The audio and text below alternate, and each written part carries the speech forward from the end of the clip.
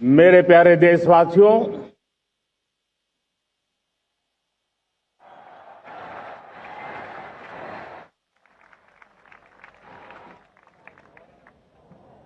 आजादी का ये महापर्व 140 करोड़ संकल्पों का पर्व है। आजादी का ये पर्व सामूहिक सिद्धियों का गौरव का पल है और हृदय उमंग से भरा हुआ है। देश एकता की भावना को निरंतर मजबूती दे रहा है। 140 करोड़ देशवासी आज तिरंगे के रंग में रंगे हैं।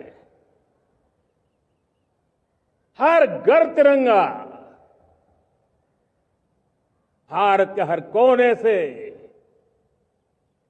चाहे रेगिस्तान हो या हिमालय की चोटियां, समंदर के तट हो या घनी आबादी वाले क्षेत्र, हर तरफ से एक ही गुंज है, एक ही जयकारा है। हमारी प्राण से भी प्यारी मातृभूमि का जयगान है।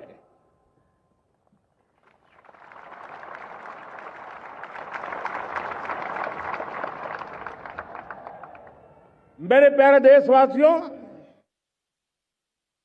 सन 47 में अनंत संभावनाओं के साथ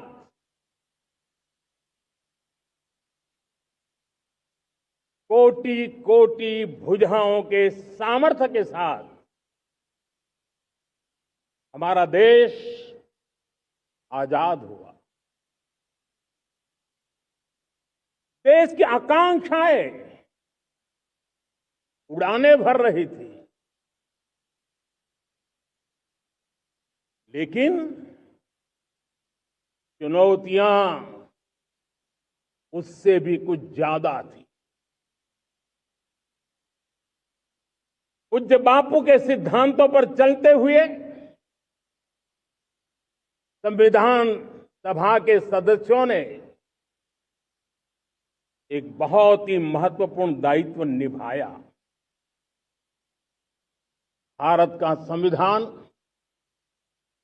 गत 75 वर्ष से एक प्रकाश स्तंभ बन करके हमें मार्ग दिखाता रहा है। भारत के संविधान निर्माता अनेक विद महापुरुष डॉक्टर राजेंद्र प्रसाद, बाबा साहब आंबेडकर, पंडित नेहरू, सरदार वल्लभ भाई पटेल, डॉक्टर सर्वपल्ली राधाकृष्णन जी, इतना ही नहीं, हमारी नारी शक्ति का भी योगदान कम नहीं था। हंसा मेहता जी, दाक्षायणी, वेलायुधन जैसी विदुषियों ने भी भारत के संविधान को सशक्त करने में अपनी भूमिका निभाई थी। आज लाल किले की प्राचीर से देश का मार्गदर्शन करने वाले, देश को दिशा देने वाला संविधान के निर्माताओं को आदरपूर्वक नमन करता हूं।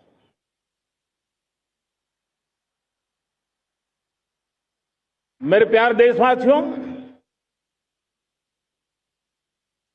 हम आज डॉक्टर श्यामा प्रसाद मुखर्जी की 125वीं जयंती भी मना रहे हैं।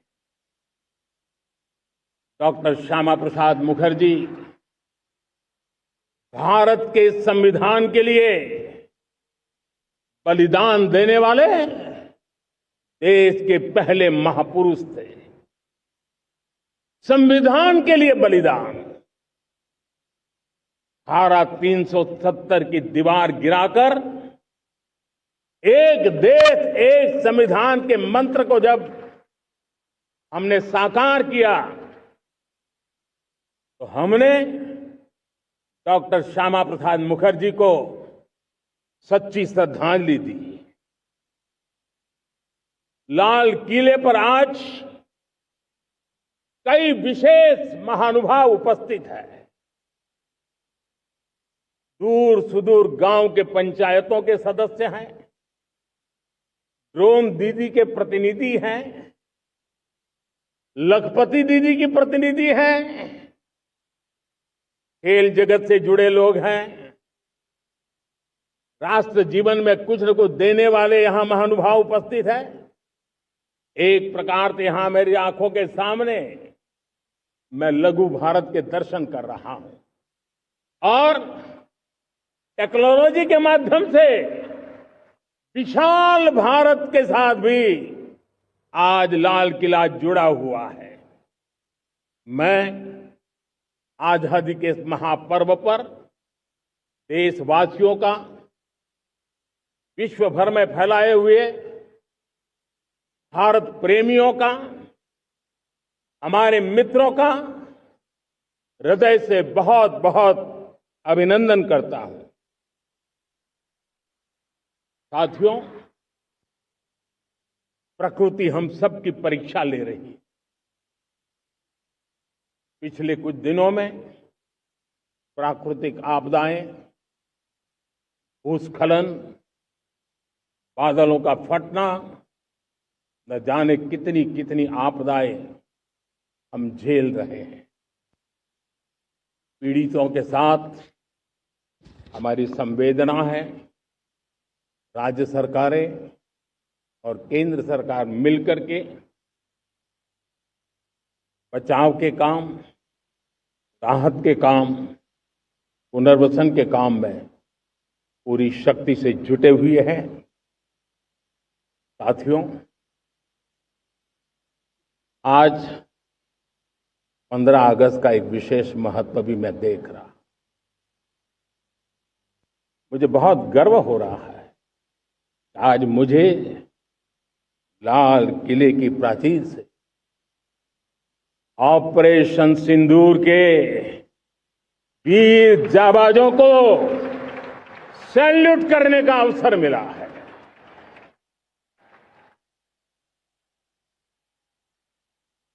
हमारे वीर जाबाज सैनिकों ने दुश्मनों को उनकी कल्पना से परे सजा दी है।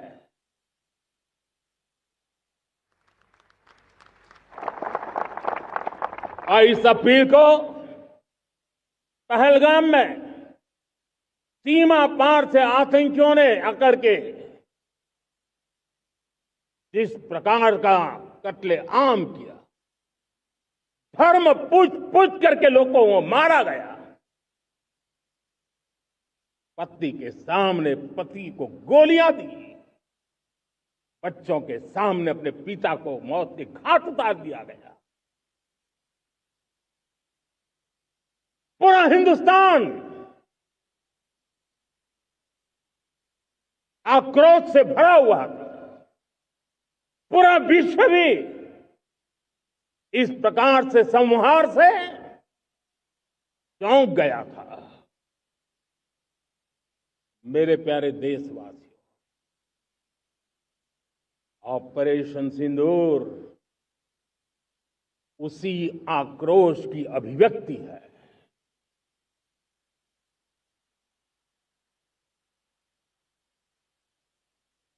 22 तारीख के बाद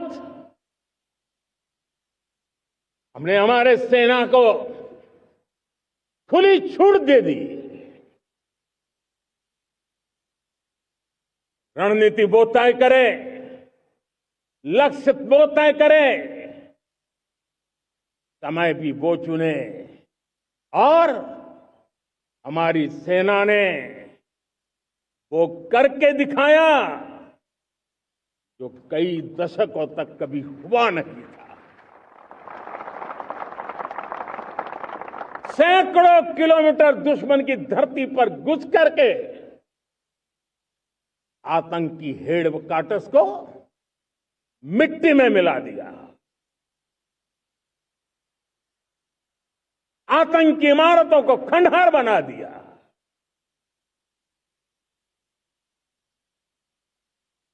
पाकिस्तान की नींद अभी भी उड़ी हुई है। पाकिस्तान में हुई तबाही इतनी बड़ी है कि रोज नए नए खुलासे हो रहे हैं, नई नई जानकारियां आ रही। मेरे प्यारे देशवासियों, हमारा देश कई दशकों से आतंक को झेलता आया हुआ है। देश के सीने को छलनी कर दिया गया है। अब हमने एक न्यू नॉर्मल प्रस्थापित किया। आतंक को और आतंकी को पालने पोसने वालों को, आतंकियों को ताकत देने वालों को अब हम अलग अलग नहीं मानेंगे।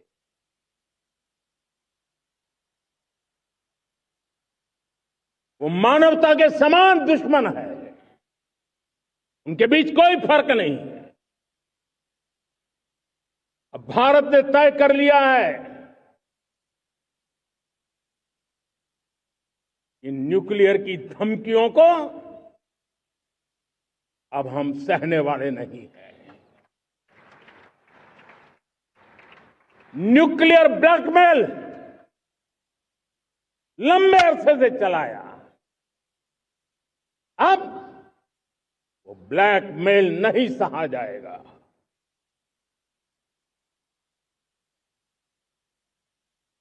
आगे भी अगर दुश्मनों ने ये कोशिश जारी रखी, हमारी सेना तय करेगी, सेना की शर्तों पर, सेना जो समय निर्धारित करे उस समय पर, सेना जो तौर तरीके तय करे उस तौर तरीके से, सेना जो लक्ष्य तय करे उस लक्ष्य को अब हम अमल में ला करके रहने वाले हैं। हम मुंह तोड़ जवाब देंगे। मेरे प्यारे देशवासियों, भारत ने तय कर लिया है,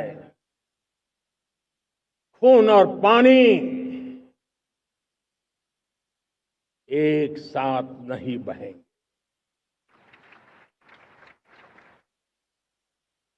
अब देशवासियों को भली भांति पता चला है कि सिंधु का समझौता कितना अन्यायपूर्ण है, कितना एक तरफा है। भारत से निकलती नदियों का पानी दुश्मनों के खेत को सींच रहा है और मेरे देश के किसान, मेरे देश की धरती पानी के बिना प्यासी है।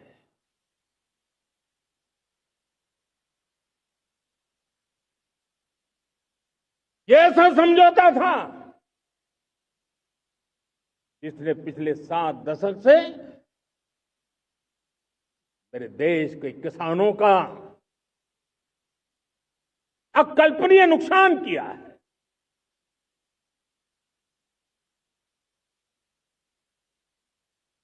अब हिंदुस्तान के हक का जो पानी है उस पर अधिकार सिर्फ और सिर्फ हिंदुस्तान का है, हिंदुस्तान के किसानों का है। भारत कतई सिंधु समझौते को, उस स्वरूप को दशकों तक सहा है, उस स्वरूप को आगे नहीं सहा जाएगा। किसान हित में, राष्ट्र हित में ये समझौता हमें मंजूर नहीं है। मेरे प्यारे देशवासियों, आजादी के लिए असंख्य लोगों ने बलिदान दी, अपनी जवानी खपा दी, जेलों में जिंदगी गुजारी है, फांसी के तख्त पर लटके हैं, कुछ लेने पाने बनने के लिए नहीं, मां भारती के स्वाभिमान के लिए, कोटि कोटि जनों की आजादी के लिए, गुलामी की जंजीरों को तोड़ने के लिए। और मन में एक ही भाव था, स्वाभिमान। साथियों, गुलामी ने हमें निर्धन बना दिया, गुलामी ने हमें निर्भर भी बना दिया, औरों पर हमारी निर्भरता बढ़ती गई। हम सब जानते हैं, आजादी के बाद कोटि कोटि जनों के पेट भरना बड़ी चुनौती थी। लेकिन यही मेरे देश के किसान हैं जिन्होंने खून पसीना एक करके देश के अन्न के भंडार भर दिए।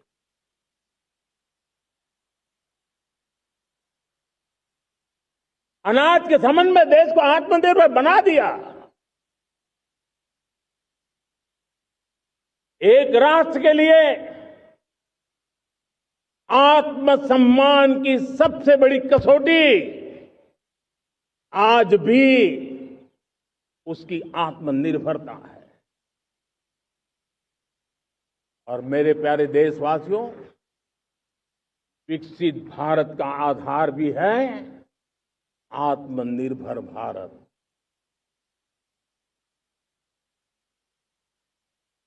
जो दूसरों पर ज्यादा निर्भर रहता है, उसकी आजादी पर उतना ही बड़ा प्रश्न चिन्ह लग जाता है।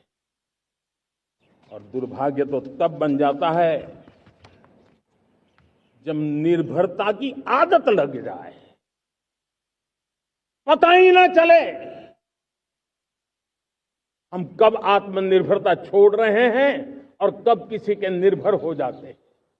ये आदत खतरे से खाली नहीं है और इसलिए प्रति पल जागरूक रहना पड़ता है आत्मनिर्भर होने के लिए। और मेरे प्यारे देशवासियों, आत्मनिर्भरता का नाता सिर्फ आयात और निर्यात, रुपये, पैसे, पाउंड, डॉलर यहां तक सीमित नहीं है। इतना सीमित अर्थ उसका नहीं है। आत्मनिर्भरता का नाता हमारे सामर्थ्य से जुड़ा हुआ। और जब आत्मनिर्भरता खत्म होने लगती है तो सामर्थ्य भी निरंतर क्षीण होता जाता है। और इसलिए हमारे सामर्थ्य को बचाए रखने, बनाए रखने और बढ़ाए रखने के लिए आत्मनिर्भर होना बहुत अनिवार्य है। साथियों, हमने ऑपरेशन सिंदूर में देखा है मेड इन इंडिया की कमाल क्या थी। दुश्मन को पता तक न चला कि कौन से शस्त्रास्त्र है, ये कौन सा सामर्थ्य है जो पलक भर में उनको नष्ट कर रहा है। सोचिए, अगर हम आत्मनिर्भर होते, न होते, तो क्या ऑपरेशन सिंदूर इतनी त्वरित गति से हम कर पाते? पता नहीं कौन सप्लाई देगा नहीं देगा, साजो सामान मिलेगा नहीं मिलेगा, इसी की चिंता बनी रहती। लेकिन हमें मेड इन इंडिया की शक्ति हमारे हाथ में थी, सेना के हाथ में थी। इसलिए बिना चिंता, बिना रुकावट, बिना हिचकिचाहट हमारी सेना अपना पराक्रम करती रही। और ये पिछले 10 साल से लगातार डिफेंस के क्षेत्र में आत्मनिर्भरता पर हम एक मिशन लेकर के चले हैं, उसके नतीजे आज नजर आ रहे हैं। साथियों, मैं एक और विषय पर आपका ध्यान आकर्षित करना चाहता हूं। ये बात से कोई इनकार नहीं कर सकता कि 21वीं सदी टेक्नोलॉजी ड्रिवन सेंचुरी है। और जब टेक्नोलॉजी ड्रिवन है और इतिहास की तरफ नजर करें तो पता है, इतिहास गवाह है, जिन जिन देशों ने टेक्नोलॉजी में महारत हासिल की, वो देश विकास की ऊंचाइयों को पार कर गए, शिखर पर पहुंच गए। आर्थिक शक्ति नए पैमाने पर पहुंचती गई। हम जब टेक्नोलॉजी के अलग अलग आयामों की बात करते हैं तो मैं आपका ध्यान आकर्षित करता हूं सेमीकंडक्टर्स पे। उदाहरण के तौर पे बताता हूं, मैं यहां लाल किले से किसी सरकार की आलोचना करने के लिए खड़ा नहीं हुआ और नहीं मैं करना चाहता, लेकिन देश की युवा पीढ़ी को जानकारी होना भी उतना जरूरी है। हमारे देश में 50-60 साल पहले सेमीकंडक्टर को लेकर के फाइलें शुरू हुई। 50-60 साल पहले फैक्ट्री का विचार चालू हुआ। आप मेरे नौजवानों जानकर के हैरान हो जाएंगे, आज सेमीकंडक्टर जो पूरी दुनिया की एक ताकत बन गया है, 50-60 साल पहले वो विचार, वो फाइलें अटक गई, लटक गई, अटक गई। सेमीकंडक्टर के विचार की ही भ्रूण हत्या हो गई। 50-60 साल गवा दी। हमारे बाद कई देश सेमीकंडक्टर में आज महारत हासिल करके दुनिया में अपनी ताकत को प्रस्थापित कर रहे हैं। साथियों, आज हमने उस बोझ से मुक्त होकर के मिशन मोड में सेमीकंडक्टर के काम को आगे बढ़ाया। 6 अलग अलग सेमीकंडक्टर के यूनिट्स जमीन पर उतर रहे हैं। 4 नए यूनिट्स को हमने ऑलरेडी हरी झंडी दिखा दी है, ग्रीन सिग्नल दे दिया है। और देशवासियों और मेरे खास करके नौजवानों और विश्व भर में भारत की टेक्नोलॉजी की ताकत को समझने वाले लोगों को भी कहना चाहूंगा, इसी वर्ष के अंत तक मेड इन इंडिया भारत की बनी हुई, भारत में बनी हुई, भारत के लोगों द्वारा बनी हुई मेड इन इंडिया चिप्स बाजार में आ जाएगी।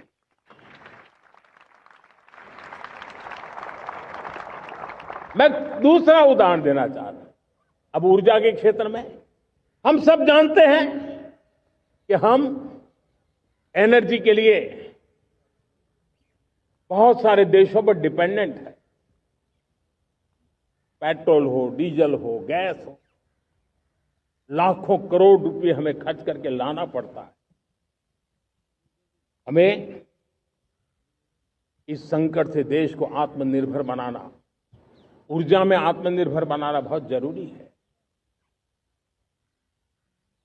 हमने बीड़ा उठाया और आज 11 वर्ष में सोलर एनर्जी 30 गुना बढ़ चुकी है।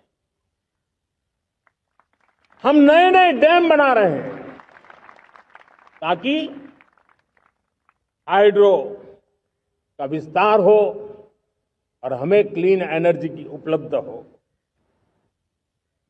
भारत मिशन ग्रीन हाइड्रोजन लेकर के आज हजारों करोड़ रुपए इन्वेस्ट कर रहा है। भविष्य की ऊर्जा को ध्यान में रख करके, ऊर्जा के क्षेत्रों को ध्यान में रख करके भारत न्यूक्लियर एनर्जी पर भी बहुत बड़े इनिशिएटिव ले रहा है।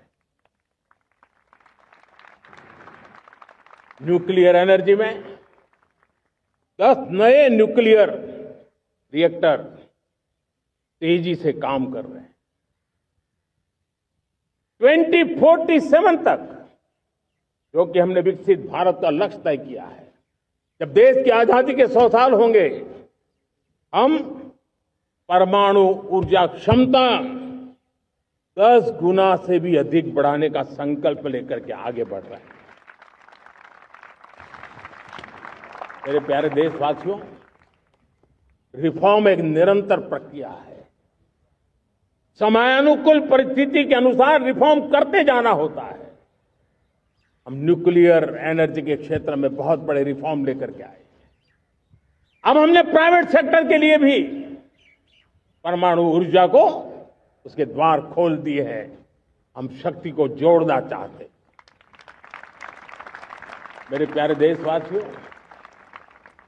दुनिया जब आज ग्लोबल वार्मिंग को लिए चिंता करती है, तब मैं विश्व को भी बताना चाहता हूं कि भारत ने तय किया था कि हम 2030 तक क्लीन एनर्जी भारत में 50% पहुंचा देंगे। ये लक्ष्य हमारा 2030 तक था। मेरे देशवासियों का सामर्थ्य देखिए, मेरे देशवासियों की संकल्प शक्ति देखिए, मेरे देशवासियों को विकसित भारत बनाने का संकल्प को पूर्ण करने के लिए उनकी दौड़ देखिए। हमने जो लक्ष्य 2030 में तय किया था, वो 50% क्लीन एनर्जी का लक्ष्य 2025 में हमने कर लिया। 5 साल पहले हमने अचीव कर लिया, क्योंकि विश्व के प्रति भी हम उतने ही संवेदनशील हैं, प्रकृति के प्रति भी उतने ही हम जिम्मेवार लोग हैं। मेरे प्यारे देशवासियों, बजट का बहुत बड़ा हिस्सा ये पेट्रोल, डीजल, गैस, इन सब को लाने के लिए खर्च होता था। लाखों करोड़ रुपए चले जाते थे। अगर हम ऊर्जा में डिपेंडेंट न होते तो वो धन मेरे देश के नौजवानों के भविष्य के लिए काम आता। वो धन मेरे देश के गरीबों को गरीबी के खिलाफ लड़ाई लड़ने में काम आता। वो धन मेरे देश के किसानों के कल्याण में काम आता। वो धन मेरे देश के गांव की परिस्थिति को पलटने के लिए काम आता। लेकिन हमें विदेशों को देना पड़ रहा। अब हम आत्मनिर्भर बनने की दिशा में काम कर रहे हैं।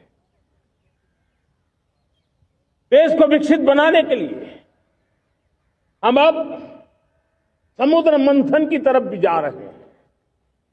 हमारे समुद्र के मंथन को आगे बढ़ाते हुए हम समुद्र के भीतर के तेल के भंडार, गैस के भंडार, उसको खोजने की दिशा में एक मिशन मोड में काम करना चाहते हैं। और इसलिए भारत ने national deep water exploration mission शुरू करने जा रहा है। ये ऊर्जा इंडिपेंडेंट बनने के लिए ये हमारी महत्वपूर्ण घोषणा है। मेरे प्यारे देशवासियों, आज पूरा विश्व क्रिटिकल मिनरल को लेकर के बहुत ही सतर्क हो गया है। उसके सामर्थ्य को लोग भली भांति समझने लगे हैं। कल तक जिस तरफ ज्यादा ध्यान नहीं था, वो आज सेंटर स्टेज पे है। हमारे लिए भी क्रिटिकल मिनरल्स में आत्मनिर्भरता बहुत अनिवार्य है। एनर्जी का सेक्टर हो, इंडस्ट्री का सेक्टर हो, रक्षा क्षेत्र हो, टेक्नोलॉजी के हर क्षेत्र हो, आज क्रिटिकल मिनरल्स की टेक्नोलॉजी के अंदर बहुत अहम भूमिका है। और इसलिए नेशनल क्रिटिकल मिशन हमने लॉन्च किया है। 1200 से अधिक स्थानों पर खोज का अभियान चल रहा है और हम क्रिटिकल मिनरल में भी आत्मनिर्भर बनने की दिशा में आगे बढ़ रहे हैं। मेरे प्यारे देशवासियों, स्पेस सेक्टर का कमाल तो हर देशवासी देख रहा, गर्व से भर जा रहा। और हमारे group captain Shubhanshu Shukla space station से लौट चुके हैं और आने वाले कुछ दिनों में वो भारत भी आ रहे हैं। हम स्पेस में भी अपने दम पर आत्मनिर्भर भारत गगनयान की तैयारी कर रहे हैं। हम अपने बलबूते पर हमारा अपना स्पेस स्टेशन बनाने की दिशा में हम काम कर रहे हैं। और पिछले दिनों स्पेस में जो रिफॉर्म किए गए, मुझे बहुत गर्व हो रहा है। मेरे देश के 300 से ज्यादा स्टार्टअप्स आप सिर्फ और सिर्फ स्पेस सेक्टर में काम कर रहे हैं और उन 300 स्टार्टअप में हजारों नौजवान पूरे सामर्थ्य के साथ जुटे हैं। ये है मेरे देश के नौजवानों की ताकत और ये है हमारे देश के नौजवानों के प्रति विश्वास। मेरे प्यारे देशवासियों, 140 करोड़ भारतवासी 2047 में जब आजादी के 100 साल होंगे, विकसित भारत के संकल्प को परिपूर्ण करने के लिए पूरी ताकत से जुटे हैं। इस संकल्प की पूर्ति के लिए भारत आज हर सेक्टर में आधुनिक इकोसिस्टम तैयार कर रहा है और आधुनिक इकोसिस्टम हर क्षेत्र में हमारे देश को आत्मनिर्भर बनाएगा।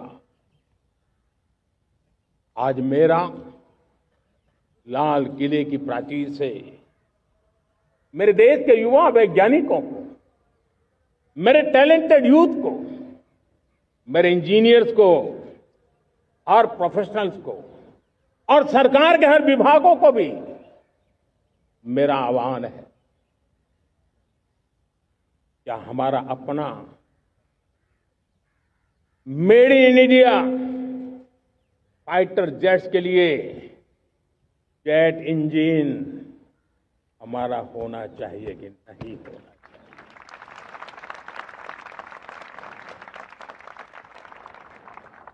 हम फार्मा ऑफ द वर्ल्ड माने जाते हैं। वैक्सीन में हम नए नए विक्रम स्थापित करते हैं, लेकिन क्या समय की मांग नहीं है? हम रिसर्च और डेवलपमेंट में और ताकत लगाएं, हमारे अपने पेटेंट हो, हमारी अपनी बनाई हुई मानव जात के कल्याण की सस्ते से सस्ती और सबसे कारगर नई नई दवाइयों की शोध हो, हर संकट में साइड इफेक्ट के बिना मानव जात के कल्याण में काम आए। बायो 3 पॉलिसी भारत सरकार ने बनाई है। मैं देश के नौजवानों को कहता हूं, आइए बायो 3 पॉलिसी का अध्ययन करके अब कदम उठाइए। देश का भाग्य बदलना है, आपका सहयोग चाहिए। मेरे प्यारे देशवासियों, आज आईटी का युग है, डेटा की ताकत है। क्या समय की मांग नहीं है? ऑपरेटिंग सिस्टम से लेकर के साइबर सुरक्षा तक, डीप टेक से लेकर के आर्टिफिशियल इंटेलिजेंस तक, सारी चीजें हमारी अपनी हो, जिस पर हमारे ही लोगों का सामर्थ्य जुटा हुआ हो, उनकी सामर्थ्य शक्ति का विश्व को परिचय कराए। साथियों, आज दुनिया में सोशल मीडिया कहो, बाकी प्लेटफॉर्म कहो, दुनिया के प्लेटफॉर्म पर हम काम कर रहे हैं। दुनिया ने हमने दिखा दिया है, यूपीआई का हमारा प्लेटफॉर्म आज दुनिया को अजोबा कर रहा है। हमारे में सामर्थ्य है। रियल टाइम ट्रांजैक्शन में 50% अकेला भारत यूपीआई के माध्यम से करता है। इसका मतलब की ताकत है।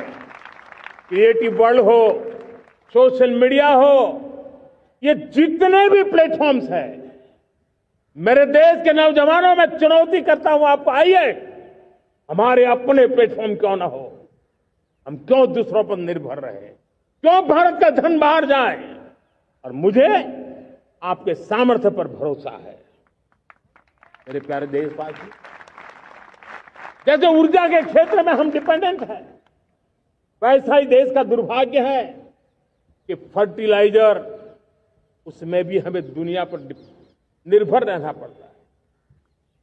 मेरे देश के किसान भी फर्टिलाइजर का सही उपयोग कर करके धरती माता की सेवा कर सकते हैं।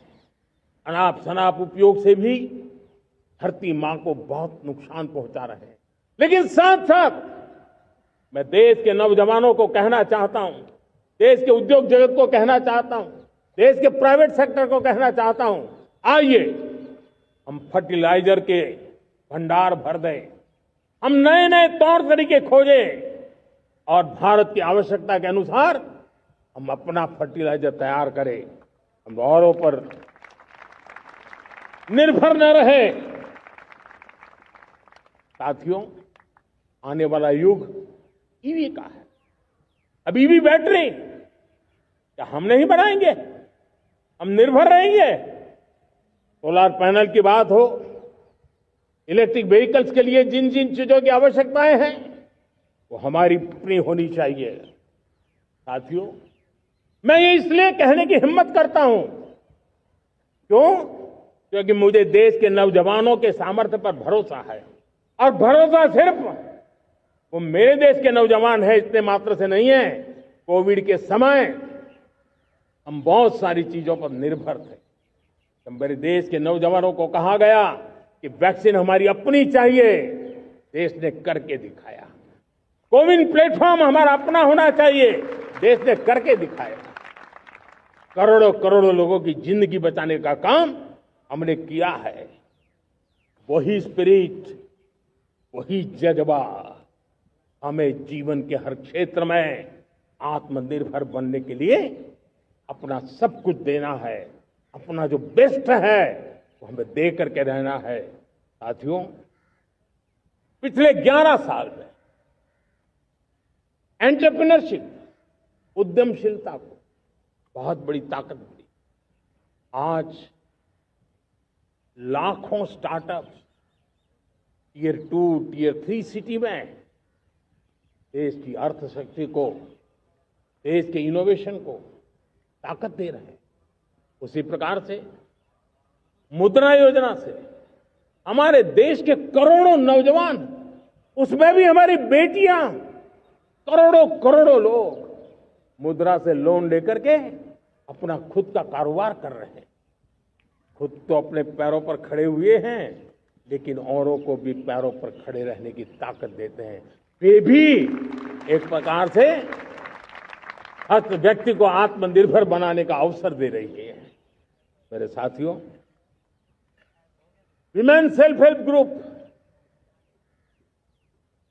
किसी का ध्यान नहीं था। पिछले 10 साल में विमेन सेल्फ हेल्प ग्रुप ने कमाल करके दिखाया।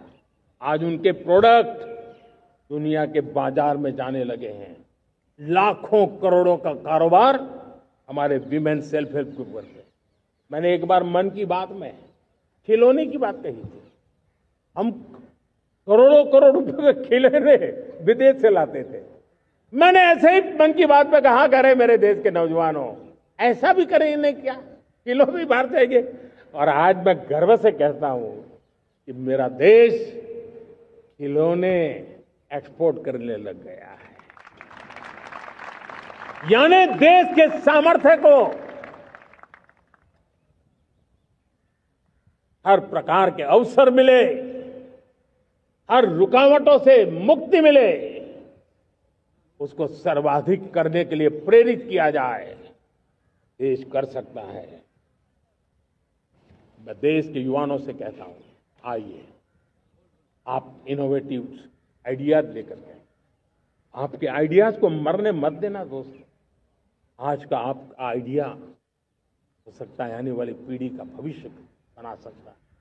मैं आपके साथ खड़ा हूं, मैं आपके लिए काम करने के लिए तैयार हूं, आपका साथी बन के काम करने तैयार हूं। आप आइए, हिम्मत जुटाइए, इनिशिएटिव लीजिए।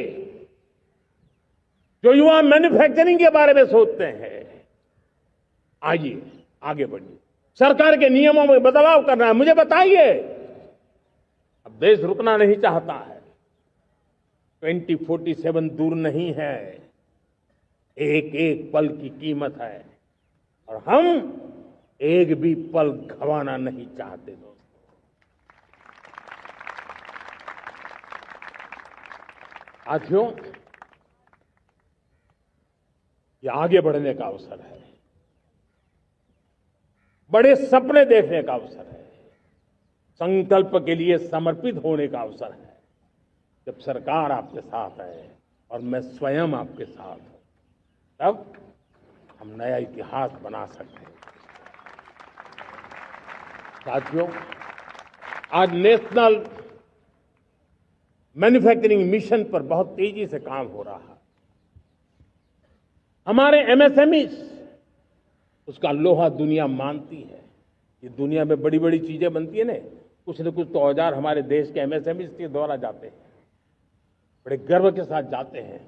लेकिन हम कॉम्प्रिहेंसिव इंटीग्रेटेड विकास की राह पर जाना चाहते हैं और इसलिए उनकी शक्ति बढ़े। और उसमें भी मैंने पहले एक बार लाल किले से कहा था, जीरो डिफेक्ट जीरो इफेक्ट। आज कहना चाहता हूं कि हमें विश्व बाजार में अपने सामर्थ्य का लोहा मनवाना है, तो हमें क्वालिटी में निरंतर नई ऊंचाइयों को पार करना। दुनिया क्वालिटी को स्वीकार करती है, हमारी गुणवत्ता सबसे ज्यादा हो और सरकार के भी प्रयास हो, रॉ मटेरियल की भी उपलब्धि हो, हमारी प्रोडक्शन की कॉस्ट कैसे कम हो, हम उसमें दम रह गए। और साथियों, हम सभी जो उत्पादन के क्षेत्र में लगे हैं, उन सबका मंत्र होना चाहिए, दाम कम लेकिन दम ज्यादा। हमारी हर प्रोडक्ट का दम ज्यादा हो लेकिन दाम कम हो। इस भाव को लेकर के हमें आगे बढ़ना है। मेरे प्यारे देशवासियों, आजादी के लिए अनगिनत लोगों ने बलिदान दिए हैं। मैंने पहले भी कहा, जवानी खपा दी, फांसी पे लटक गए। क्यों? स्वतंत्र भारत के लिए 75-100 साल पहले का वो कालखंड याद कीजिए। पूरा देश स्वतंत्र भारत के मंत्र को लेकर के जीता था। आज समय की मांग है, स्वतंत्र भारत का मंत्र लेकर के जीने वालों ने हमें स्वतंत्र भारत दिया। आज 140 करोड़ देशवासियों का एक ही मंत्र होना चाहिए, समृद्ध भारत। अगर कोटि कोटि लोगों के बलिदान से स्वतंत्र भारत हो सकता है, तो कोटि कोटि लोगों के संकल्प से, पुरुषार्थ से, आत्मनिर्भर बनने से वोकल फॉर लोकल की बात करने से, स्वदेशी का मंत्र को जापने से समृद्ध भारत भी बन सकता है। वो पीढ़ी स्वतंत्र भारत के लिए खप गई थी, ये पीढ़ी समृद्ध भारत के लिए नए कदम उठाए, यही समय की मांग है। और इसलिए मैं आज बार बार आग्रह करता हूं और मैं देश के सभी इन्फ्लुएंसर्स को कहना चाहता हूं, इस मंत्र को आगे बढ़ाने में मेरी मदद कीजिए। मैं सभी राजनीतिक दलों को, राजनेताओं को सबसे कहता हूं कि आइए, ये किसी राजनीतिक दल का एजेंडा नहीं है, भारत हम सबका है। हम मिलकर के वोकल फॉर लोकल उस मंत्र को हर नागरिक के जीवन का मंत्र बनाएं। भारत में बनी हुई, भारत के नागरिकों के पसीने से बनी हुई वो चीजें जिसमें भारत की मिट्टी की महक हो और जो भारत के आत्मनिर्भर के संकल्प को ताकत देता हो, हम उसी को खरीदेंगे, हम उसी का उपयोग करेंगे, हम उस दिशा में आगे आए। यह हमारा सामूहिक संकल्प हो, देखते ही देखते हम दुनिया बदल देंगे। दोस्तों, मैं आज हर छोटे मोटे व्यापारी को, दुकानदार से आग्रह करना चाहता हूं, आपकी भी जिम्मेवारी है। हम छोटे थे, हमने कभी बाजार में देखा नहीं था कि शुद्ध घी की दुकान, ऐसे ही लिखा जाता था घी की दुकान, लेकिन समय रहते लोग लिखने लगे शुद्ध घी की दुकान। मैं चाहता हूं देश में ऐसे व्यापारी आगे आए, ऐसे दुकानदार आए कि यहां स्वदेशी माल बिकता है, वो बोर्ड लगा रहे। हम स्वदेशी का गर्व करने लगे। हम स्वदेशी मजबूरी में नहीं, मजबूती के साथ उपयोग करेंगे, मजबूती के लिए उपयोग करेंगे और जरूरत पड़ी तो औरों को मजबूर करने के लिए उपयोग करेंगे। ये हमारी ताकत होनी चाहिए, ये हमारा मंत्र होना चाहिए। मेरे प्यारे देशवासियों,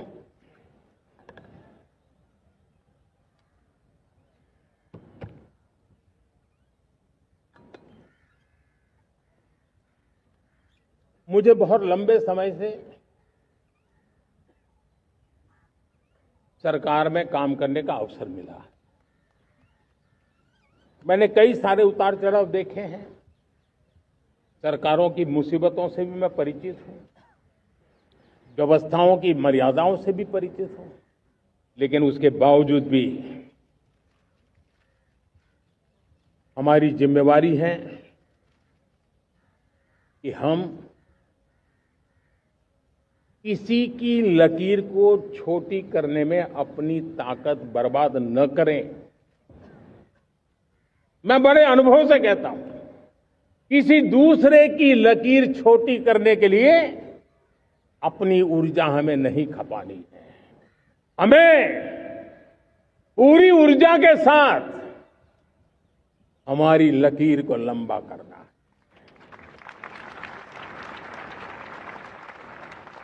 हम अगर अपनी लकीर लंबी करते हैं तो दुनिया भी हमारा लोहा मानेगी। आज जब वैश्विक परिस्थितियों में आर्थिक स्वार्थ दिनों दिन बढ़ रहा है, तब समय की मांग है कि हम उन संकटों के रोते बैठने की जरूरत नहीं है। हिम्मत के साथ हम अपनी लकीर को लंबी करें। और मैं 25 साल के शासन के अनुभव से कह सकता हूं, अगर ये रास्ता हमने चुन लिया, हर किसी ने चुन लिया, तो फिर कोई स्वार्थ हमें अपनी चंगुल में नहीं फंसा सकता है। मेरे प्यारे देशवासियों, बीता दशक रिफॉर्म, परफॉर्म, ट्रांसफॉर्म कर रहा है, लेकिन अब हमें और नई ताकत से जुड़ना है। पिछले दिनों हमने कई रिफॉर्म्स किए। एफडीआई हो, इंश्योरेंस कंपनी की बात हो, विश्व की यूनिवर्सिटीज को भारत के अंदर स्थान देने की बात हो, कई रिफॉर्म्स किए हैं। 40,000 से ज्यादा अनावश्यक कंप्लायंसेस को हमने खत्म किया है। इतना ही नहीं, 1500 से अधिक पुराने कानून जो बाबा आदम के जमाने के थे, उन सबको हमने खत्म कर दिया है। हमने दर्जनों कानूनों को सरल करने के लिए संसद में जाकर के जनता के हितों को सर्वोपरि रख करके बदलाव किए हैं। इस बार भी हो हल्ला के बीच लोगों तक बात पहुंची नहीं होगी, लेकिन एक बहुत बड़ा रिफॉर्म इनकम टैक्स एक्ट में हुआ है। करीब 280 से ज्यादा धाराएं हमने समाप्त करने का निर्णय किया है। और साथियों, सिर्फ आर्थिक मोर्चे पर ही रिफॉर्म नहीं, हमने नागरिक के जीवन को भी आसान बनाने के लिए रिफॉर्म किए। इनकम टैक्स रिफंड की बात हो, रिफॉर्म का परिणाम है। फेसलेस असेसमेंट की बात हो, रिफॉर्म का परिणाम है। 12 लाख तक आज इनकम टैक्स से मुक्ति दे देना देश का जो भविष्य बनाने में उत्सुक है, ऐसा मेरा मध्यम वर्ग का परिवार आज खुला नहीं समा रहा है। कभी किसी ने सोचा नहीं था कि 12 लाख रुपए तक का इनकम टैक्स पर जीरो कर दिया जाएगा। आज कर लिया है। जब देश का सामर्थ्य बढ़ता है तो देशवासियों को लाभ मिलता है। अंग्रेजों के जमाने से दंड संहिता में हम दबे पड़े थे।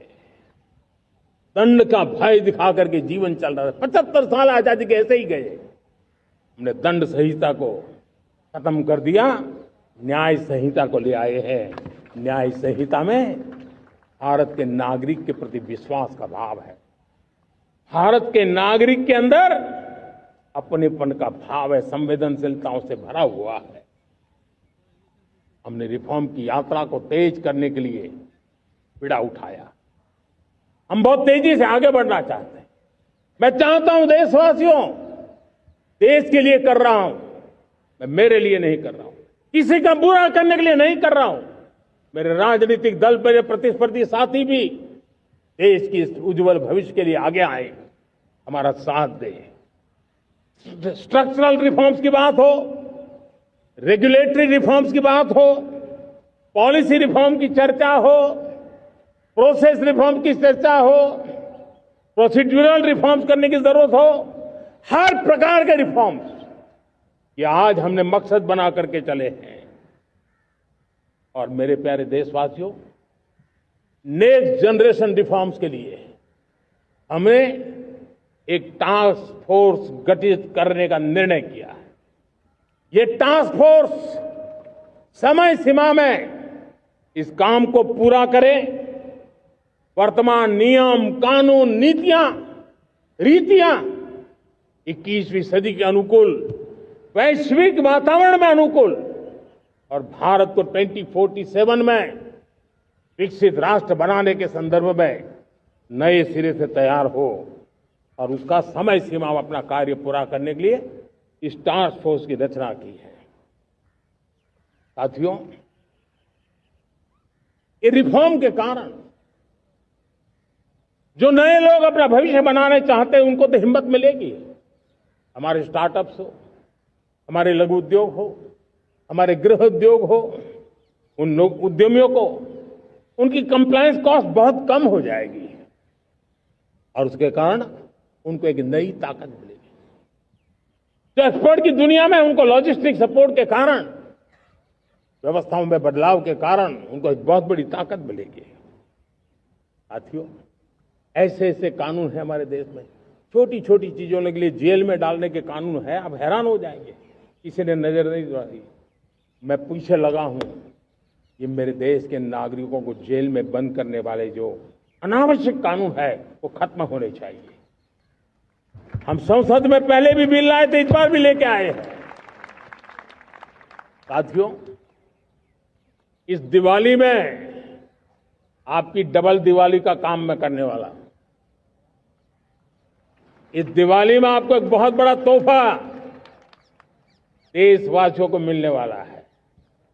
पिछले 8 साल से हमने जीएसटी का बहुत बड़ा रिफॉर्म किया। पूरे देश में टैक्स के बर्डन को कम किया, टैक्स की व्यवस्थाओं को सरल किया और 8 साल के बाद समय की मांग है कि हम एक बार उसको रिव्यू करें। हमने एक हाई पावर कमेटी को बिठा करके रिव्यू शुरू किया, राज्यों से भी विचार विमर्श किया और मेरे प्यारे देशवासियों, हम नेक्स्ट जनरेशन जीएसटी रिफॉर्म्स लेकर के आ रहे हैं। ये दिवाली के अंदर आपके लिए तोहफा बन जाएंगे। सामान्य मानवीय की जरूरतों के टैक्स भारी मात्रा में कम कर दिए जाएंगे। बहुत बड़ी सुविधा बढ़ेगी। हमारे एमएसएमई, हमारे लघु उद्यमी, इनको बहुत बड़ा लाभ मिलेगा। रोजमर्रा की चीजें बहुत सस्ती हो जाएगी और उससे इकोनॉमी को भी एक नया बल मिलने वाला है। मेरे प्यारे देशवासियों, आज देश तीसरी बड़ी इकोनॉमी बनने के लिए समय तेज गति से आगे बढ़ रहा है। हम दरवाजे खटखटा रहे हैं और बहुत तेजी से हम उसको अचीव भी कर लेंगे। और कोई तो दिन होगा मैं आपके बीच आकर के लाल किले की प्राचीर से ये खबर भी सुनाऊंगा।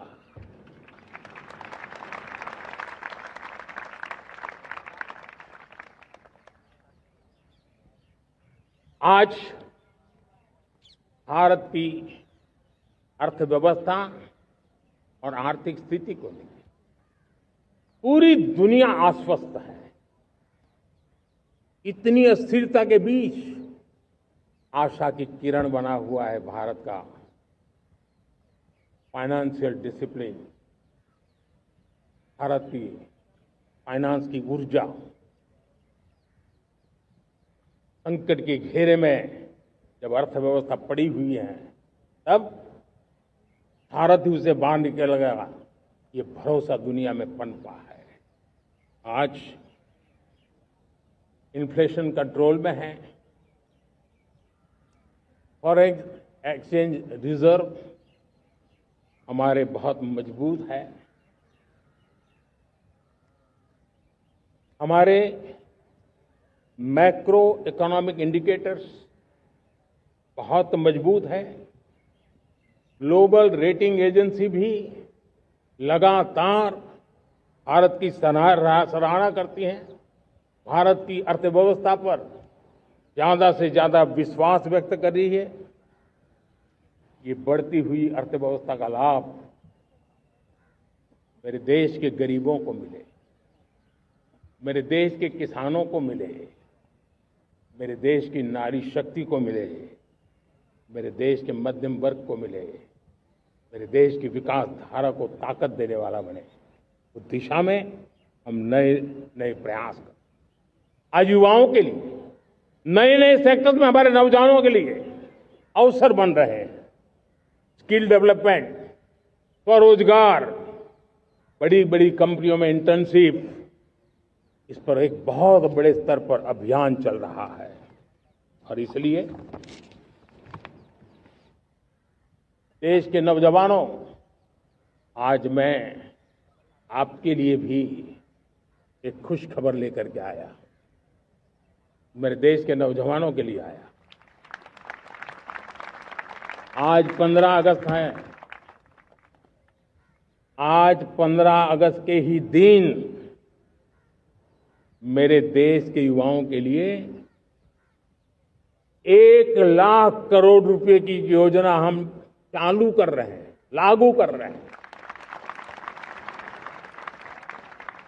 आज से प्रधानमंत्री विकसित भारत रोजगार योजना आज ही 15 अगस्त को लागू हो रही है।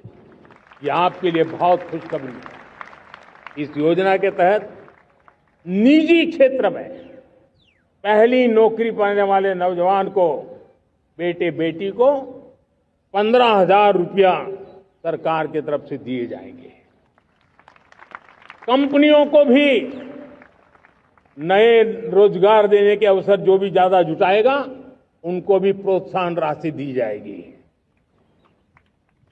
प्रधानमंत्री विकसित भारत रोजगार योजना करीब करीब 3.5 करोड़ नौजवानों को रोजगार के नए अवसर बनाएगी। मैं सभी नौजवानों को इसके लिए बहुत बहुत बधाई देता हूं। मेरे प्यारे देशवासियों, आज भारत में नारी शक्ति का लोहा हर कोई मानने लगा। बढ़ती इकोनॉमी की लाभार्थी हमारी नारी है, लेकिन बढ़ती इकोनॉमी को गति देने में भी हमारी नारी का बहुत बड़ा योगदान भी, हमारी मातृशक्ति का योगदान है, हमारी स्त्री शक्ति का योगदान है। स्टार्टअप से लेकर स्पेस सेक्टर तक हमारी बेटियां छाई हुई हैं, खेल के मैदान में छाई हुई हैं, फौज में चमक रही है। आज गर्व के साथ नारी कंधे से कंधा मिलाकर के देश की विकास यात्रा में भागीदार हो रही। देश गर्व से भर गया जब एनडीए की विमेन कैडेट्स उनका पहला पास आउट हुआ था। पूरा देश गर्व से भर गया था। सारे टीवी चैनल उसी के पीछे लगे हुए थे। कितने बड़े गौरव की पल थी। Self help group, 10 crore self help group की बहनें क्या कमाल कर रही है। नमो ड्रोन दीदी नारी शक्ति की एक नई पहचान बनी। गांव में मुझे एक बहन मिली, वो कहती मुझे अब तो गांव वाले पायलट कह करके बुलाते हैं। बड़े गर्व से कह रहे हैं। ज्यादा पढ़ी लिखी नहीं थी, लेकिन उसका रतबा पैदा हुआ है। साथियों, हमने 3 करोड़ महिलाओं को लखपति दीदी बनाने का संकल्प लिया था। 3 करोड़। और मुझे आज संतोष है कि हम तेज गति से काम कर रहे हैं। समय से पहले 3 करोड़ का लक्ष्य पार कर लेंगे। और आज मैं खुशी से देश को बताना चाहता हूं कि मेरे नारी शक्ति का सामर्थ्य देखिए।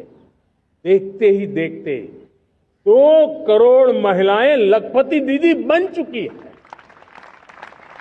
आज कुछ लखपति दीदी हमारे सामने बैठी है। ये है मेरे सामर्थ्य। और मेरा विश्वास है दोस्तों, भारत की विकास यात्रा में उनकी भागीदारी बढ़ने वाली। मेरे प्यारे देशवासियों, मेरे देश के किसानों का भारत की अर्थव्यवस्था में बहुत बड़ा योगदान है। भारत के किसानों की मेहनत रंग ला रही है। पिछले साल अनाज के उत्पादन में मेरे देश के किसानों ने के पुराने सारे विक्रम तोड़ दिए। ये सामर्थ्य है मेरे देश का। उतनी ही जमीन, लेकिन व्यवस्थाएं बदली, पानी पहुंचने लगा, अच्छे सीड्स मिलने लगे, किसानों को अच्छी सुविधाएं मिलने लगी, तो वो अपना सामर्थ्य देश के लिए बढ़ा रहा है। आज भारत दूध, दाल, जूट जैसे उत्पादन में नंबर 1 है दुनिया में। आज दुनिया का दूसरा सबसे बड़ा फिश प्रोड्यूसर, मेरे मछुआरा भाई बहनों की ताकत देखिए। फिश प्रोड्यूसर में दुनिया में हम दूसरे नंबर पर पहुंच चुके हैं। आज भारत चावल, गेहूं, फल और सब्जी के उत्पादन में भी दुनिया में दूसरे नंबर पर पहुंच चुका है। साथियों, आपको खुशी होगी, मेरे देश के किसान जो पैदावार देते हैं, आज वो उत्पादन दुनिया के बाजार में पहुंच रहा है। 4 लाख करोड़ रुपया एग्रो प्रोडक्ट का एक्सपोर्ट हुआ है। ये मेरे देश के किसानों ने हमें ताकत दिखाई है। हम छोटे किसान हो, पशुपालक हो, मछुआरे हो, देश के विकास की अनेक योजनाओं का लाभ आज हम उन तक पहुंचा रहे हैं। पीएम किसान सम्मान निधि हो, रेन वाटर हार्वेस्टिंग हो, सिंचाई की योजनाएं हो, क्वालिटी सीड्स हो, फर्टिलाइजर की आवश्यकता हो, हर क्षेत्र में आज और किसान को एक भरोसा हो गया है फसल बीमा का। वो साहसिक बना रहा है, उसका परिणाम भी देश को मिल रहा है। जो पहले कल्पना की बात थी आज हकीकत बन गई है। देशवासियों, हमारे देश के पशुधन को बचाने में हमें कोविड की वैक्सीन मुफ्त में मिली, वो तो याद है, लेकिन हम पशुधन के लिए भी अब तक 125 डोज मुफ्त में पशुओं को लगा चुके हैं। फूट एंड माउथ डिसीज से मुक्ति पाने के लिए, जो हमारा यहाँ उत्तर भारत में उसे खुरपका मुंहपका बीमारी कहते हैं, उसे बचाने के लिए 125 करोड़ डोज हम लगा चुके हैं और मुफ्त में लगा चुके हैं। हम खेती के मामले में देश के वो जिले जहां के किसान औरों से पीछे रह गए, किसी न किसी कारण से 100 जिले ऐसे हैं जहां अपेक्षाकृत कम खेती है, और इसलिए हमने 100 जिले आइडेंटिफाई किए हैं पूरे देश में से, और वहां के किसानों को एम्पावर करना, किसानों को शक्ति देना, किसानों को मदद करने का एक अभियान चलाया है। और इसके लिए पीएम धन धान्य कृषि योजना का आरंभ किया है।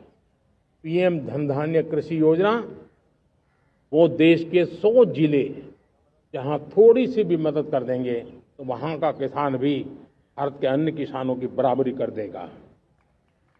मेरे प्यारे देशवासियों, भारत के किसान, भारत के पशुपालक, भारत के मछुआरे, ये हमारी सबसे बड़ी प्राथमिकता है। भारत के किसान, भारत के मछुआरे, भारत के पशुपालक, उनसे जुड़ी किसी भी अहितकारी नीति के आगे मोदी दीवार बन के खड़ा है।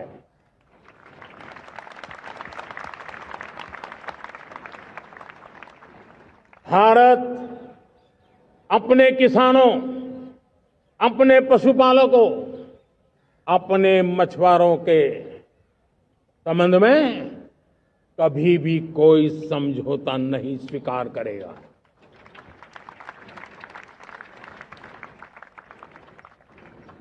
प्यारे देशवासियों, गरीबी क्या होती है मुझे किताबों में पढ़ना नहीं पड़ा है, मैं जानता। सरकार में भी रहा हूं और इसलिए मेरी कोशिश रही है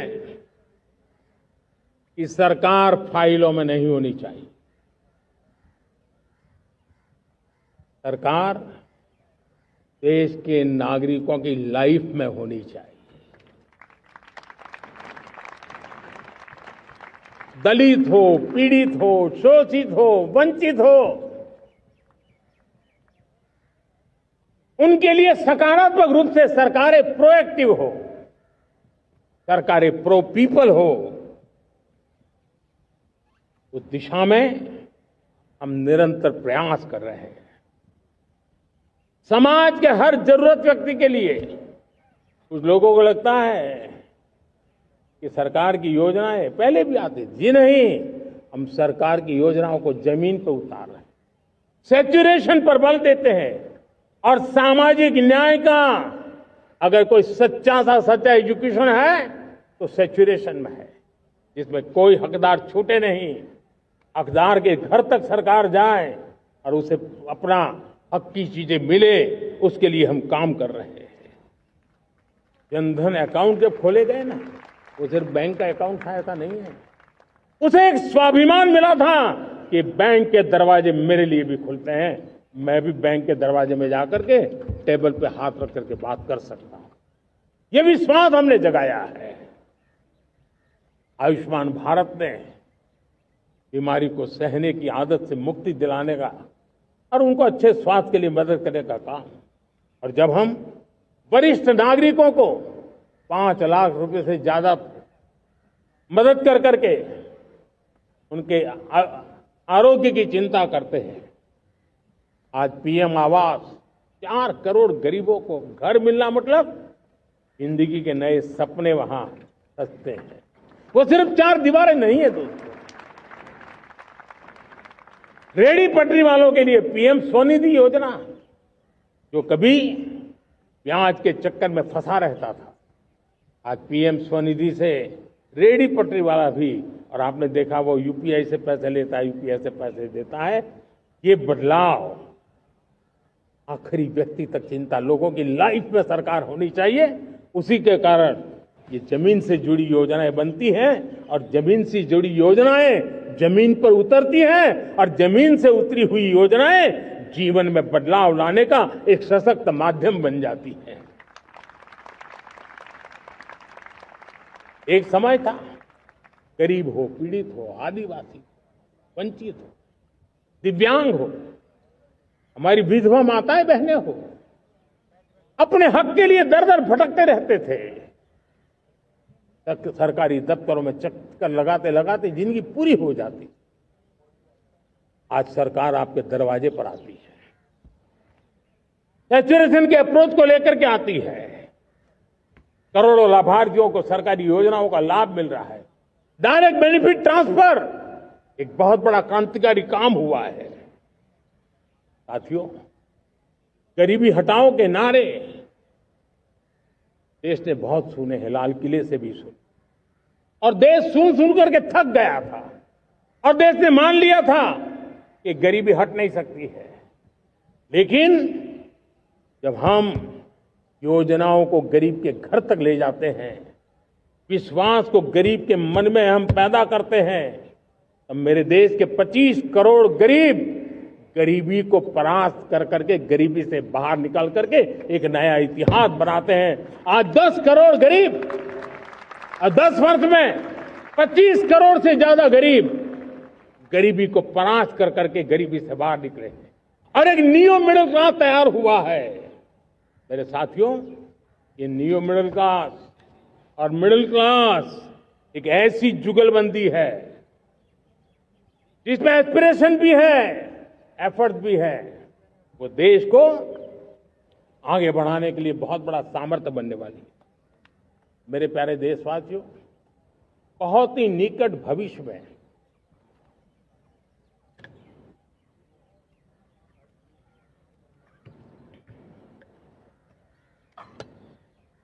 मेरे प्यारे देशवासियों, बहुत ही निकट भविष्य में महान समाज सुधारक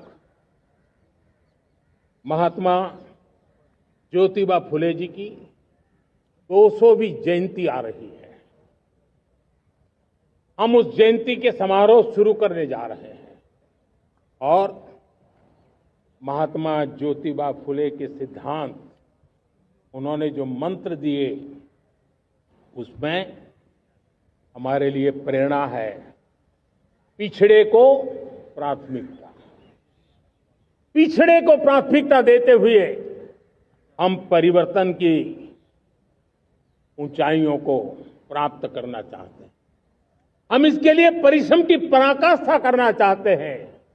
हम पारदर्शी नीतियों के द्वारा पिछड़ों को प्राथमिकता, ये हम धरती पर उतारना चाहते हैं और पिछड़े के जीवन में उतारना चाहते हैं।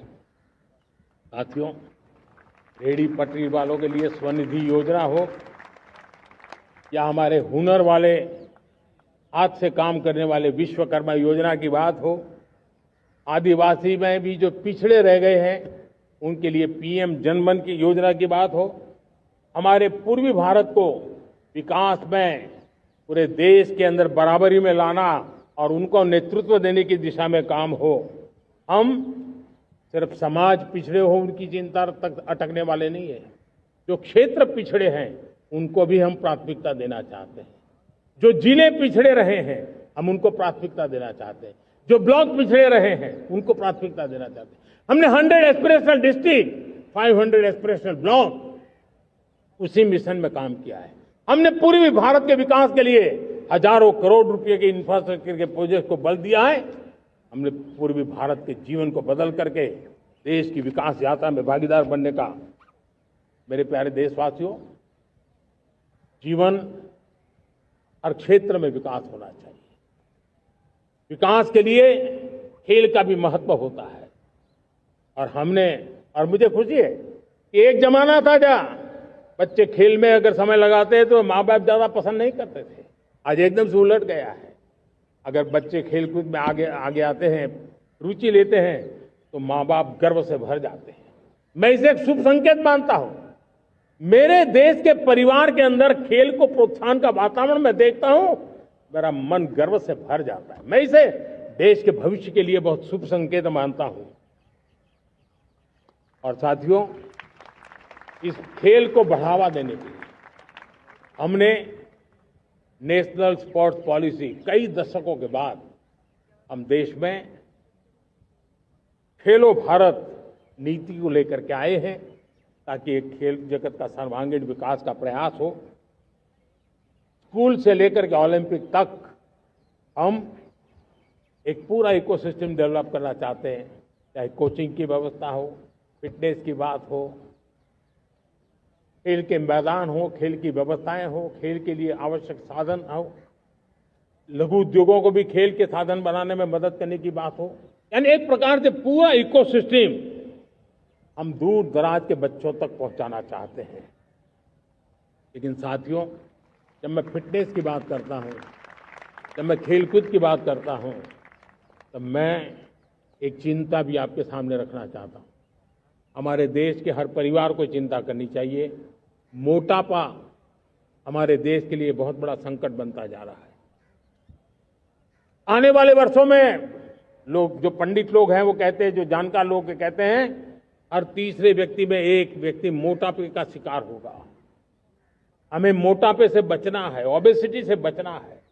और इसलिए मैंने बाकी सब करना पड़ेगा, लेकिन एक छोटा सा सुझाव दिया था कि परिवार तय करे कि जब खाने का तेल घर में आएगा 10% कम ही आएगा और 10% कम ही उपयोग करेंगे, और हम ओबेसिटी के खिलाफ लड़ाई को जीतने की दिशा में हम अपना योगदान देंगे।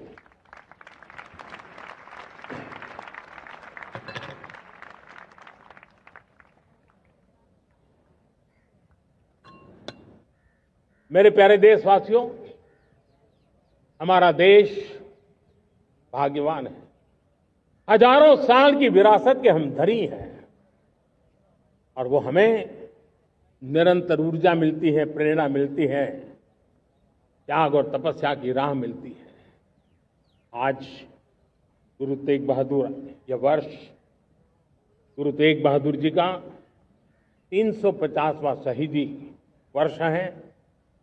देश की संस्कृति की रक्षा, भारत के मूल्यों की रक्षा के लिए उन्होंने अपना सब कुछ न्योछावर कर दिया।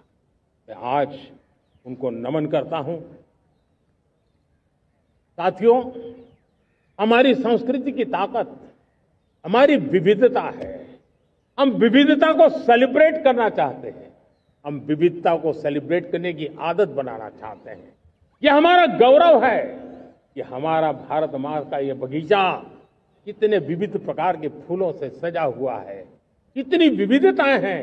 ये विविधता हमारे लिए एक बहुत बड़ा, हमारी विरासत है, बहुत बड़ा गौरव है।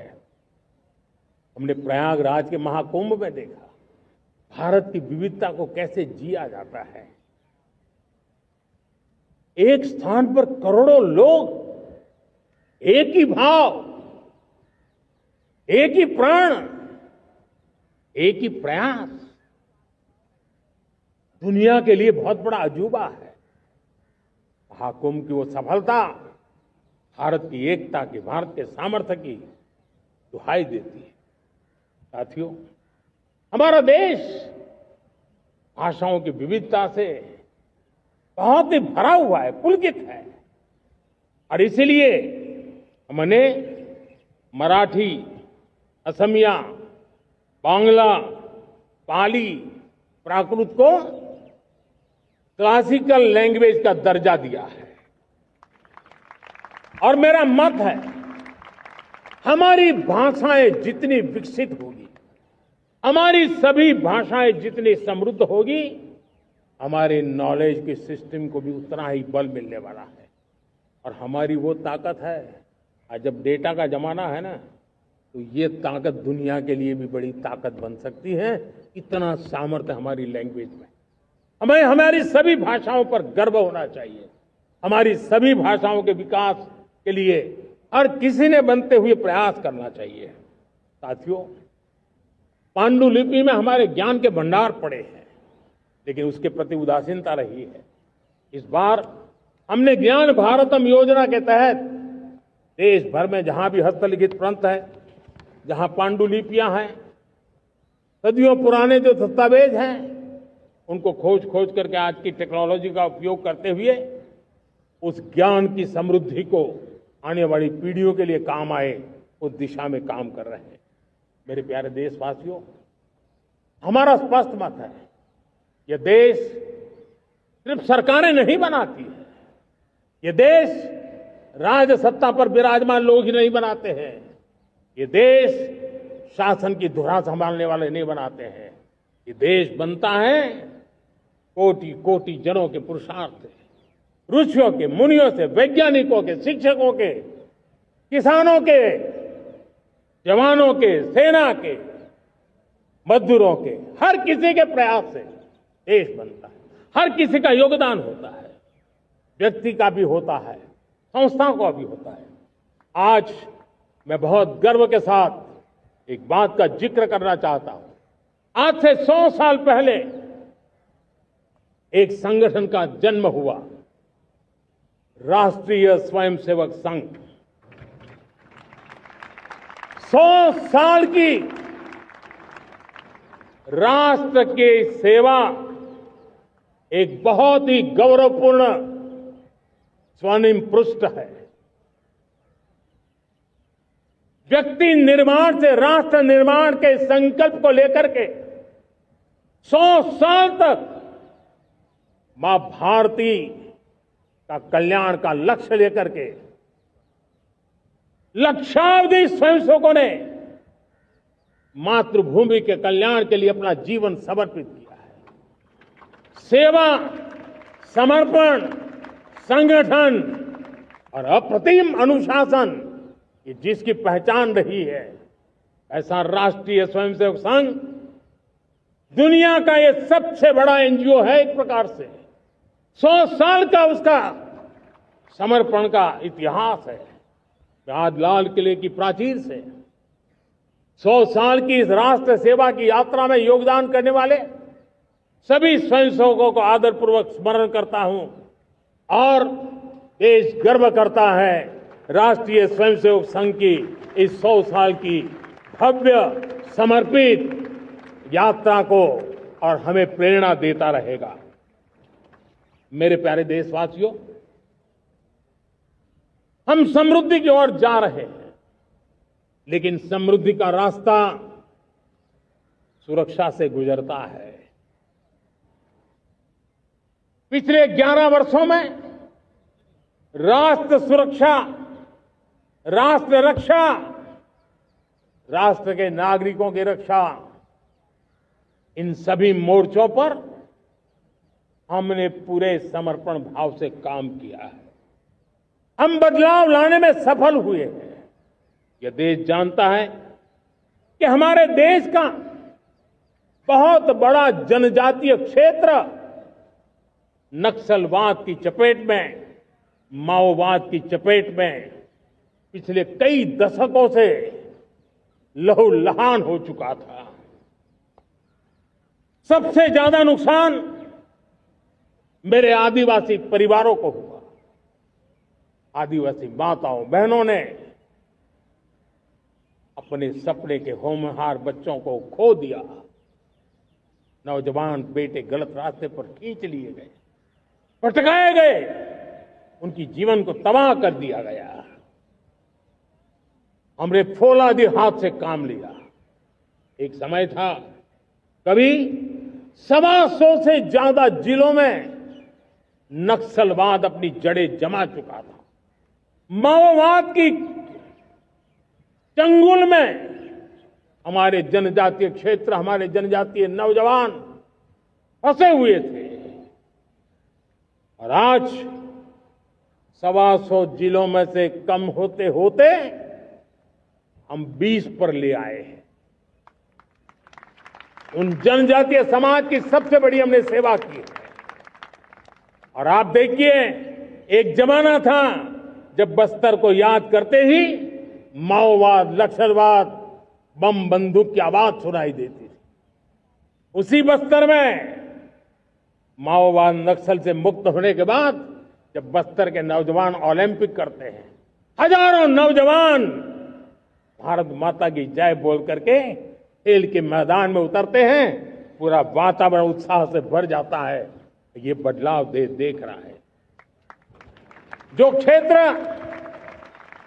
कभी रेड कॉरिडोर के रूप में जाने जाते थे, वो आज विकास के ग्रीन कॉरिडोर बन रहे हैं। साथियों, हमारे लिए गर्व की बात है, भारत के नक्शे में जिन क्षेत्रों को लहूलुहान कर दिया गया था, लाल रंग से रंग दिया गया था, हमने वहां संविधान, कानून और विकास का तिरंगा फहरा दिया है। मेरे प्यारे देशवासियों, ये भगवान बिरसा मुंडा की 150वीं जयंती का अवसर है। तब इन जनजातीय क्षेत्रों को नक्सल से मुक्त कर करके, मेरे जनजातीय परिवार के नौजवानों की जिंदगी बचा करके हमने भगवान बिरसा मुंडा को एक सच्ची श्रद्धांजलि दी है।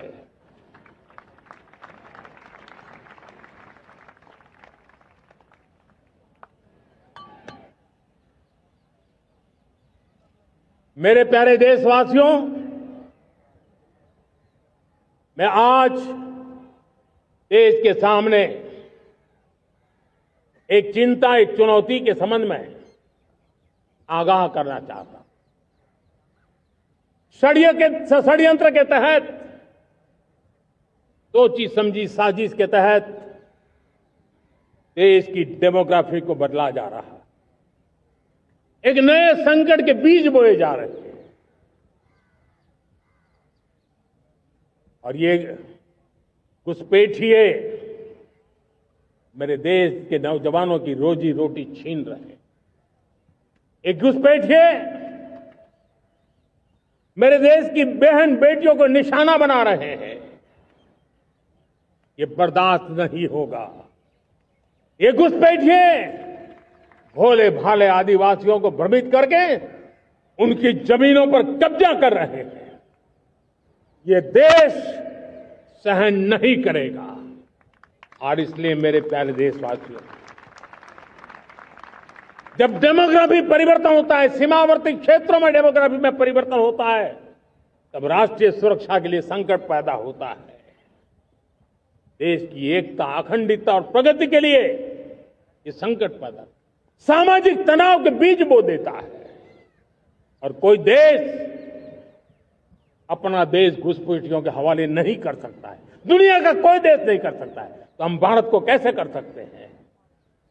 हमारे पूर्वजों ने त्याग और बलिदान से आजादी पाई है, हमें स्वतंत्र भारत दिया है। उन महापुरुषों के प्रति हमारा कर्तव्य है कि हम हमारे देश में ऐसी हरकतों को स्वीकार न करें। उनकी सच्ची श्रद्धांजलि होगी।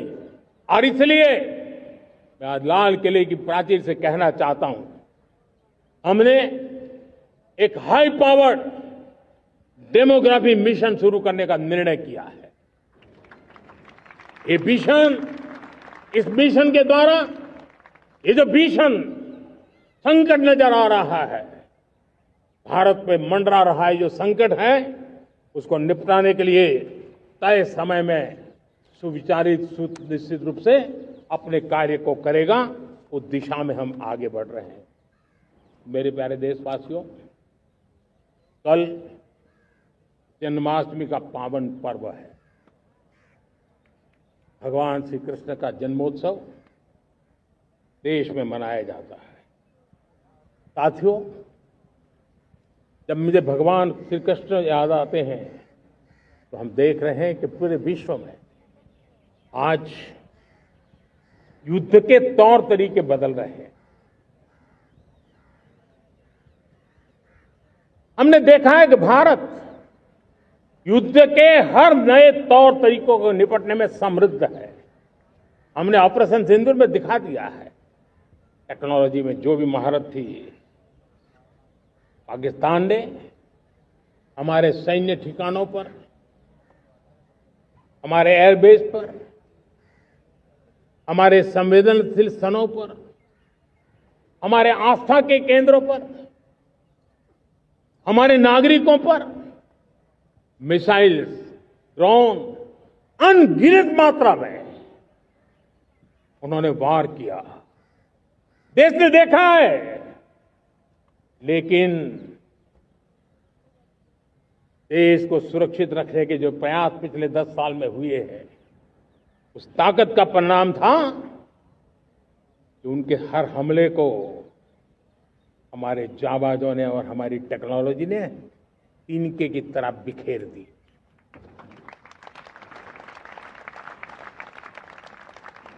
रत्ती भर नुकसान नहीं कर पाए। और इसलिए जब युद्ध के मैदान में टेक्नोलॉजी का विस्तार हो रहा है, टेक्नोलॉजी हावी हो रही है, तब राष्ट्र की रक्षा के लिए, देश के नागरिकों की सुरक्षा के लिए हमें भी, हमने जो आज महारत पाई है वो महारत का और विस्तार करने की जरूरत है। हमने आज जो महारत पाई है उसको लगातार अपग्रेड करते रहने की आवश्यकता है। और इसलिए साथियों, मैंने एक संकल्प लिया है, मुझे आपके आशीर्वाद चाहिए, कोटि कोटि देशवासियों के आशीर्वाद चाहिए, क्योंकि समृद्धि कितनी ही क्यों न हो, अगर सुरक्षा के प्रति उदासीनता बरतते हैं तो समृद्धि भी किसी काम की नहीं रहती। और इसलिए सुरक्षा का महत्व बहुत बड़ा है। और इसलिए मैं आज लाल किले की प्राचीर से कह रहा हूं, आने वाले 10 साल में 2035 तक राष्ट्र के सभी महत्वपूर्ण स्थलों, जिनमें सामरिक के साथ साथ सिविलियन क्षेत्र भी शामिल है, जैसे अस्पताल हो, रेलवे हो, जो भी आस्था के केंद्र हो, उन्हें टेक्नोलॉजी के नए प्लेटफॉर्म द्वारा पूरी तरह सुरक्षा का कवच दिया जाएगा। ये सुरक्षा का कवच लगातार विस्तार होता जाए, देश का हर नागरिक सुरक्षित महसूस करे। किसी भी प्रकार की टेक्नोलॉजी हम पर वार करने आ जाए, हमारी टेक्नोलॉजी उससे बेहतर सिद्ध हो। और इसलिए आने वाले 10 साल 2035 तक मैं ये राष्ट्रीय सुरक्षा कवच का विस्तार करना चाहता हूं, मजबूती देना चाहता हूं, आधुनिक बनाना चाहता हूं। और इसलिए भगवान श्री कृष्ण से प्रेरणा पाकर के हमने श्री कृष्ण का जो सुदर्शन चक्र था, उस सुदर्शन चक्र की राह को चुना है। आप में से बहुत लोगों को याद होगा, जब महाभारत की लड़ाई चल रही थी, श्री कृष्ण ने अपने सुदर्शन चक्र से सूर्य के प्रकाश को रोक दिया था और दिन में ही अंधेरा कर दिया था। सूर्य प्रकाश को सुदर्शन चक्र से रोक दिया था। और तब अर्जुन ने जो शपथ ली थी जयद्रथ का वध करने की, उस प्रतिज्ञा को अर्जुन पूर्ण कर पाए थे। वो सुदर्शन चक्र के पराक्रम और रणनीति का परिणाम था। अब देश सुदर्शन चक्र मिशन लॉन्च करेगा।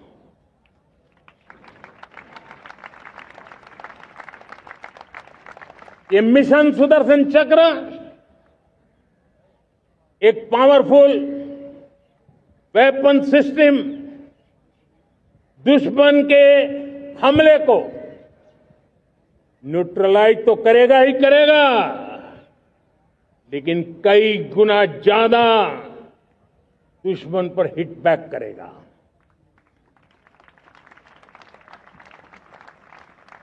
हमने भारत के इस मिशन सुदर्शन चक्र के लिए कुछ मूलभूत बातें भी तय की है।